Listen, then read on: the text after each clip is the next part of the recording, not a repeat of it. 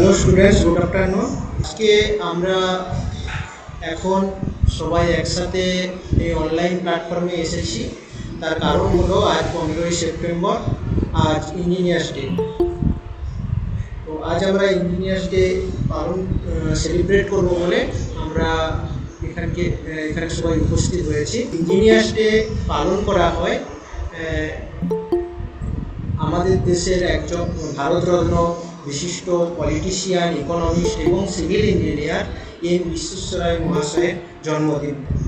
তো আজকে আমাদের এই অনুষ্ঠানকে শুরু করব প্রথমেই সেই এম বিশ্বেশ্বরাইয়া মহাশয়ের ছবিতে শ্রদ্ধার্ঘ জ্ঞাপন করে।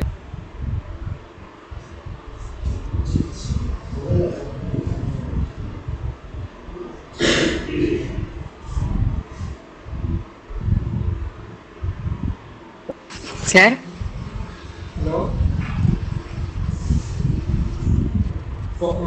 প্রথমে আমাদের ইনস্টিটিউশনের প্রিন্সিপাল স্যারকে আমি অনুরোধ করব যে উনি শ্রী এম বিশ্বেশ্বরাইয়া মহাশয়কে যাতে পুষ্প দিয়ে শ্রদ্ধার্ঘ্য নিবেদন করেন।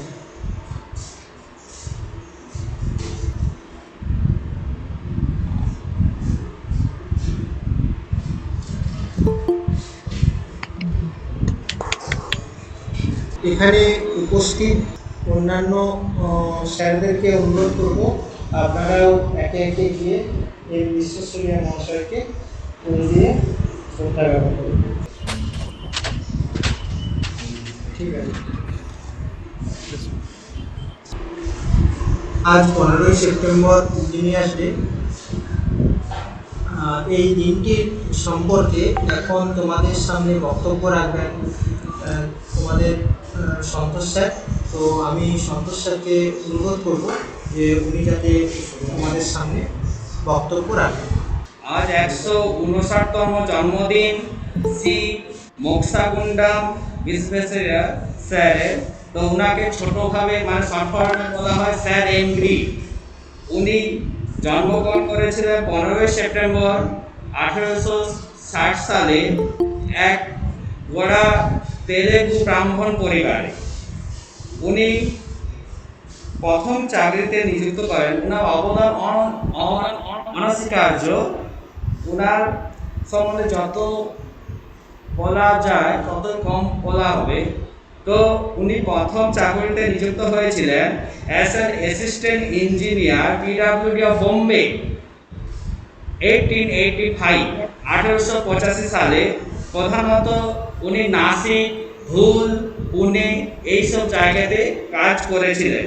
তারপরে মিউনিসিপ্যালিটি অফ সুখপুর সিন্ধে যোগদান করেছিলেন 1894-এ। ওই মিউনিসিপ্যালিটি অন্তর্গত জায়গাগুলোতে উনি ওয়াটার ওয়ার্কে ডিজাইন করেছিলেন এবং কাজটি সম্পন্ন করেছিলেন। তারপরে 1896-এ সুরাটে অ্যাজ এ এক্সিকিউটিভ ইঞ্জিনিয়ার হিসেবে নিযুক্ত হয়েছিলেন এবং ওই সময় তার পরবর্তী সময়ে 1997-এ পুনেতে as a assistant superintending engineer হিসেবে নিযুক্ত হয়েছিলেন এবং 1998 সালে উনি আমাদের ইরিগেশন সিস্টেম, ওয়াটার ওয়ার্কস এইসব দেখার জন্য উনি চীন, জাপান পরিদর্শনে গিয়েছিলেন এবং 1899 সালে উনি ওই পুনেতে as a assistant superintending engineer হিসেবে নিযুক্ত ছিলেন। তার পরবর্তী সময়ে 1899 সালের পরবর্তী সময়ে উনি এক্সিকিউটিভ ইঞ্জিনিয়ার ফর ইরিগেশন পুনেতে নিযুক্ত হন। পুনেতে এক্সিকিউটিভ ইঞ্জিনিয়ার অফ ইরিগেশন হিসেবে উনি নিযুক্ত হয়েছিলেন এবং 1901 সালে স্যানিটারি ইঞ্জিনিয়ার বোম্বেতে নিযুক্ত হয়েছিলেন। বোম্বেতে স্যানিটারি ইঞ্জিনিয়ার হিসেবে নিযুক্ত হয়েছিলেন এবং ওই বছরে উনি স্যানিটারি বোর্ডের মেম্বার হয়েছিলেন। বুঝেছো? তো উনার অবদান অনস্বীকার্য। উনার সম্বন্ধে যত বলা হয় তত কম বলা হবে।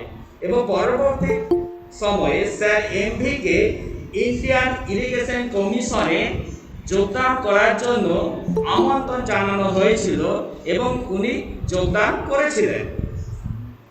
এবং ওই সময়ে উনি ডেকান মালভূমিতে সেচ ব্যবস্থা বাস্তবায়ন করেছিলেন, যেটা খুব জটিল অবস্থায় ছিল। সেই জটিল অবস্থা উনি সহজভাবে নিয়ে ডেকান মালভূমি সেচ ব্যবস্থা বাস্তবায়ন করেছিলেন। এবং 1903 সালে lake five storage reservoir of automatic গেটের ডিজাইন এবং কনস্ট্রাকশন করেছিলেন এবং নতুন সেচ ব্যবস্থার সাথে পরিচয় করিয়েছিলেন, যার নাম হচ্ছে ব্লক সিস্টেম। এবং এই ব্লক সিস্টেম শুধু এই লেক ফাইভ স্টোরেজ রিজার্ভার নয়, এর সাথে সাথে উনি গোয়ালিয়রের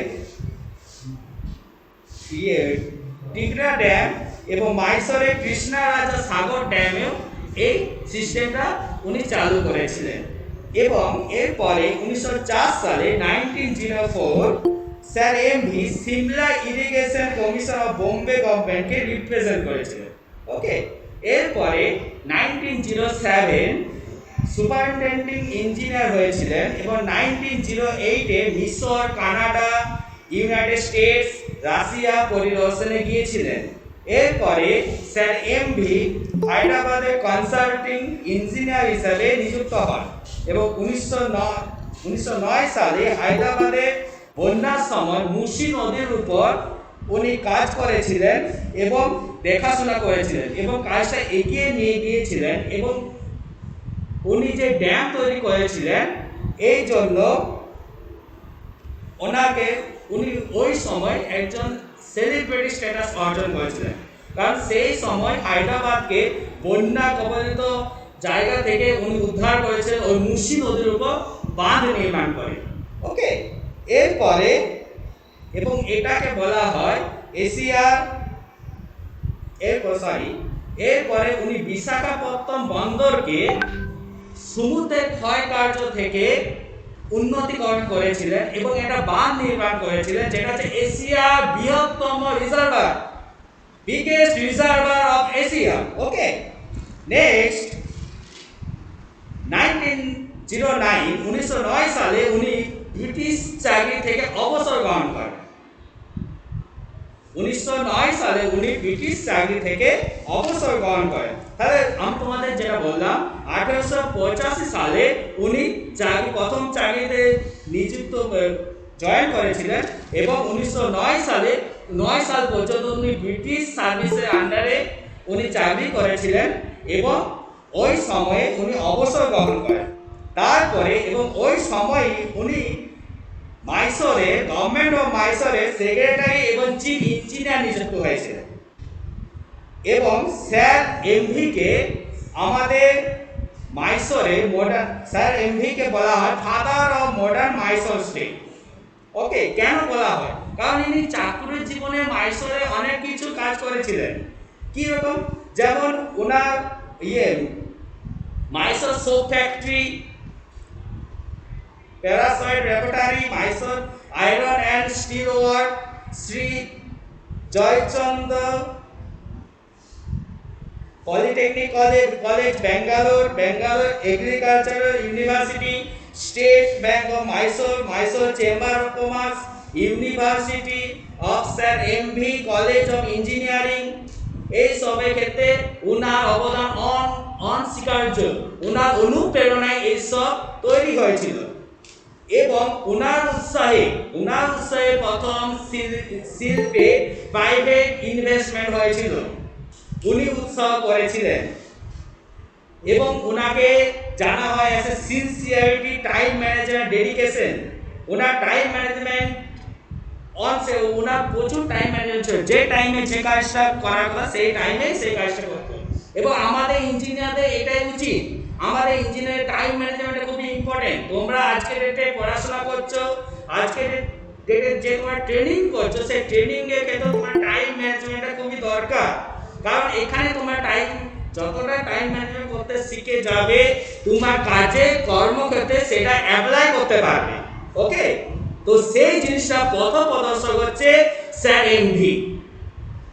এই জন্য ইনার মানে অবদানের জন্য, অফুরন্ত অবদানের জন্য আমাদের ভারত সরকার 1955 সালে ভারত রত্ন উপাধি দিয়েছিলেন। আমাদের স্যার এমভি সম্বন্ধে যত বলা যায় ততই কম, ওনার অবদান অপরিসীম। তাই আমিও চাই বা আমরা চাই তোমরাও এসে ইঞ্জিনিয়ার হিসেবে গর্ববোধ করবে যখন তোমরা আমাদের দেশে, আমাদের সমাজে অবদান রাখতে পারবে। এবং আমি চাই তোমরা প্রতিটি ছাত্রছাত্রী এটা পারবে যদি তোমরা সঠিক অধ্যাবসায় তো নিজেদেরকে নিয়োজিত করো, নিজেদেরকে যদি সঠিকভাবে সঠিক বিষয়ে যদি পড়াশোনা করতে পারো তাহলে তোমরাও পারবে। কারণ ইঞ্জিনিয়ারিং পারে একটা দেশকে, একটা সমাজকে, একটা রাষ্ট্রকে এগিয়ে নিয়ে যেতে। ওকে, তো উই আর ইঞ্জিনিয়ার এটা ভেবে আজকে দিন থেকে, আজকে এই মুহূর্ত থেকে, আজকে এই এখন 2:21 থেকে আমাদের প্রতিজ্ঞা করতে হবে যে আমরা এসে ইঞ্জিনিয়ার আমরা দেশকে, আমার সমাজকে, আমার রাষ্ট্রকে এগিয়ে নিয়ে যাব। যদি এই প্রতিজ্ঞা করতে পারি তবে আজকের দিনে এই স্যার এমভি জন্মদিনটা পালন করা আমাদের পক্ষে সত্যি সার্থক হবে। ঠিক আছে, আর বিশেষ কিছু বলছি না, ধন্যবাদ। সন্তোষ স্যারকে অসংখ্য ধন্যবাদ ওনার মূল্যবান বক্তব্য এবং ইন্সপায়ারিং স্পিচের জন্য। আশা করি তোমাদের সবার কাছে এটা ইন্সপায়ারিং একটা স্পিচ হয়ে চিরকাল থাকবে। আর তোমরা আশা করি এখান থেকে অনেক ইনফরমেশনও পেয়েছো। আমরা আমাদের পরের অনুষ্ঠানে চলে যাব। এরপরে আমাদের কলেজের এক ছাত্রী আজকের দিন সম্পর্কে বিশেষ কিছু কথা বলবেন। নমস্কার, আমি ঋতু কুন্ডু, আমি ফিডারের প্রথম বর্ষের ছাত্রী। আজ ইঞ্জিনিয়ার্স ডে, 15ই সেপ্টেম্বর। আজকের দিনটি মূলত ভারতে ভারতরত্ন প্রাপ্ত ইঞ্জিনিয়ার এম বিশ্বরায়ের প্রতি বিশ্বরায়ের উজ্জ্বলতা, দক্ষতা, সততা এবং তার মহৎ উৎসর্গের প্রতি শ্রদ্ধা জানাতে তার জন্মদিনটিকে ইঞ্জিনিয়ার্স ডে হিসাবে পালন করে। তবে তেলেঙ্গানা রাজ্য মহান ইঞ্জিনিয়ার আদিনওয়াজ জুং বাহাদুরের জন্মদিন 11ই জুলাই ইঞ্জিনিয়ার দিবস হিসাবে পালন করে। ইঞ্জিনিয়ার্স ডে তাদের জন্য নিবেদিত হয় যাদের ছাড়া প্রতিটি মেশিন তৈরি করা যেত না। এই দিনটি তাদের জন্য উৎসর্গ করা যেতেই পারে। তাদের ছাড়া কেউ উঠতে সক্ষম হতো না, কেউ তাদের বাড়ি তৈরি করতে সক্ষম হতো না, কেউ টেলিভিশন দেখতে সক্ষম হতো না। তাদের জন্যই মোবাইল থেকে বিমান, টেলিভিশন থেকে স্যাটেলাইট সব কিছুই সক্ষম হয়েছে। এম বিশ্বরায়ের একবার বলেছিলেন, আমাদের দেশের অভিশাপটি হলো অলসতা। প্রথম দর্শনে মনে হয় সবাই কাজ করছে, তবে বাস্তবে কেবল একজন মানুষ কাজ করে, অন্য একজন কিছুই করবে না। একজন লোক বিশ্রাম নেবে, অন্য একজন তাদের দেখবে। এটাই বর্তমান অবস্থা। আজ ভারত বিশ্বের সর্বাধিক ইঞ্জিনিয়ারিং তৈরি করছে, যারা প্রযুক্তির ক্ষেত্রে বিস্ময়কর কাজ করছেন এবং জাতির বিকাশে মুখ্য ভূমিকা পালন করছেন। প্রকৃতপক্ষে তাদের মধ্যে বেশ কয়েকজন বিশ্বব্যাপী বিভিন্ন বিভাগেও কাজ করছে এবং একটি সুন্দর প্রভাব ফেলছে। ভবিষ্যতের জন্য ইঞ্জিনিয়াররা আজ যা করছেন তার চেয়ে আরও অনেক বেশি করবে ভবিষ্যৎ প্রজন্ম। ভবিষ্যতের ইঞ্জিনিয়াররা তাদের যোগাযোগের দক্ষতা, সমস্যা সমাধানের প্রবণতা এবং আগামী দিনের চ্যালেঞ্জগুলির জন্য আরও ভালোভাবে প্রস্তুতি হওয়ার জন্য নতুন জিনিস শেখার আগ্রহের দিকে মনোনিবেশ করা অত্যন্ত গুরুত্বপূর্ণ। ইঞ্জিনিয়ারিং হতে পারে মহৎ পেশা, জনকল্যাণমূলক নতুন নতুন আবিষ্কারের মাধ্যমে মানুষের জীবনে ইতিবাচক প্রভাব বিস্তার করা হোক প্রত্যেক ইঞ্জিনিয়ারের মূল লক্ষ্য। ভুল ইঞ্জিনিয়ারিং অথবা ক্ষতিকারক ইঞ্জিনিয়ারিং হতে পারে মানব সভ্যতা তথা প্রাণীকুলের জন্য অপূরণীয় ক্ষতির কারণ। প্রত্যেক ইঞ্জিনিয়ারের কাছে বর্তমান যুগের চাওয়া তারা যেন তাদের শিক্ষা ও অভিজ্ঞতা জনকল্যাণমূলক কাজের অর্থাৎ প্রাণীকুলের মঙ্গলে প্রয়োগ করে। ধন্যবাদ। অসংখ্য ধন্যবাদ ঋতুকে তার এই মূল্যবান বক্তব্যের জন্য। এখন আমাদের কলেজের ম্যাডাম সান্ত্বনা ম্যাডামের কাছ থেকে আমরা একটা সুন্দর গান শুনে নেব।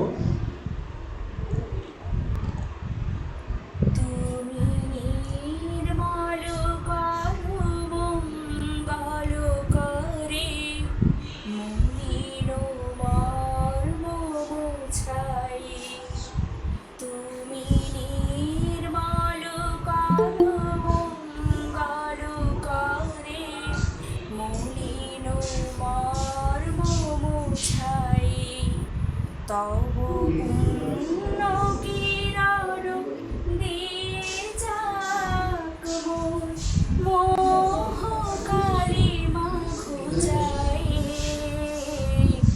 মলিন মর্ম মুছায় তুমি নির্মল করো মঙ্গল করে মলিন মর্ম মুছায় আছো অনুল অনিলে চিরনাভ নীলে ভূধর সলিলে গহনে আছো বিট মিলতায় জলদের গায় শশী তারকায় তপনে আমি নয়নে বসন বাঁধিয়া বসে আঁধারে মরি গো কাঁদিয়া আমি দেখি নাই কিছু বুঝি নাই কিছু দাও হে দেখায় বোঝাই মলিন মর্ম মোছাই তুমি নির্মল করো মঙ্গল করে মলিন মর্ম মোছাই।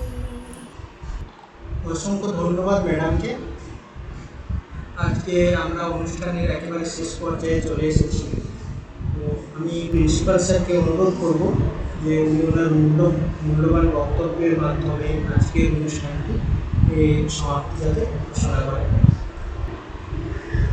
আজকে ইঞ্জিনিয়ার্স ডে উপলক্ষে আজকে আমরা সমবেত হয়েছি।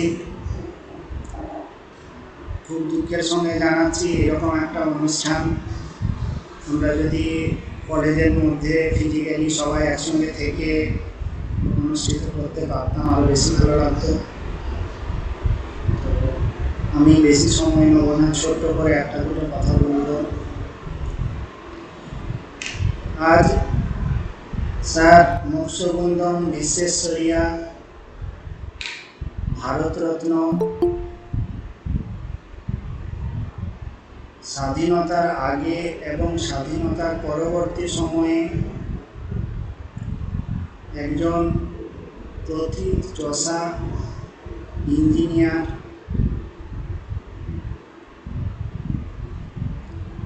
এবং রাজনীতিবিদ, যার কাছ থেকে আমরা অনেক কিছু পেয়েছি, আমাদের দেশ অনেক কিছু পেয়েছে। বিশেষ করে নদী বাঁধের যে গেট, ড্যামের যে গেট, সেই ব্যাপারে তার যে কাজ সেটা বিশ্ব স্বীকৃত। আমরা ওনাকে স্মরণ করেই গোটা বিশ্বের সমস্ত ইঞ্জিনিয়ারদেরকে আমরা স্মরণ করি, আমরা শ্রদ্ধা জ্ঞাপন করি। এবার তোমাদের মনে একটা কথা আসতে পারে, ইঞ্জিনিয়ার্স ডে সেলিব্রেশন হচ্ছে আমাদের ITI কথা আসতে পারে। ইঞ্জিনিয়ার্স ডে, ইঞ্জিনিয়ার আর টেকনিশিয়ান পরস্পরের উপর নির্ভরশীল। একজন ইঞ্জিনিয়ার উপযুক্ত টেকনিশিয়ান সঙ্গে না থাকলে কোনোভাবে সফল হতে পারবেন না। সিমিলারলি আমরা যারা টেকনিশিয়ান আছি, আমাদেরকে যদি জীবনে প্রতিষ্ঠিত হয় তো অবশ্যই আমাদের একজন সফল ইঞ্জিনিয়ারের গাইডেন্স দরকার। ইঞ্জিনিয়ারিং এবং আইটিআই পরস্পরের উপর নির্ভরশীল দুটো ট্রেড। তো আমরা চেষ্টা করব যে ওনার যে ভাবধারা, স্যার এম বিশ্বেশ্বরিয়ার যে ভাবধারা, তার যে পরিকল্পনা, তার যে চিন্তা ভাবনা, তার যে অধ্যাবসায়, সেগুলোকে মেনে চলার, সেগুলোর গুরুত্ব বুঝে আমাদেরকে সেইভাবে নিজেদেরকে প্রতিষ্ঠা করার এবং দেশের উন্নতি ঘটানোর। এই বলে আমি আজকের অনুষ্ঠানের সমাপ্তি ঘোষণা করছি।